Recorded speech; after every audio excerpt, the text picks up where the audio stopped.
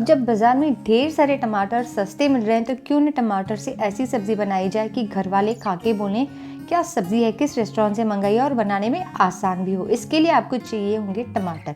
Puree डाला है मैंने 2 टमाटर का, कटी हुई हरी मिर्च डालेंगे। इसके बाद इसमें ऐड करेंगे जिंजर गार्लिक का पेस्ट। इसके बाद 2 बड़े चम्मच भर के टोमेटो सॉस। सीक्रेट इंग्रेडिएंट सब्ज़ी का डालना नहीं भूलें। अब आधा कप दूध और 2 चम्मच मलाई, ये दोनों मिक्स करके इसके अंदर ऐड कर देंगे। अब इसमें खास मसाले डालेंगे, 2 चम्मच डालेंगे गरम मसाला। इसके बाद इसमें ऐड करना है रेड चिलीज, थोड़ी सी हल्दी एंड जो मसाला सीक्रेट है वो है छोले मसाला। बहुत अच्छा टेस्ट आता है इससे। इसके बाद नमक टेस्ट के हिसाब से। तेल में डालना है जीरा। इसके बाद इसके अंदर ऐड कर देना है वो जो हमारा टमाटर वाला मिक्स है।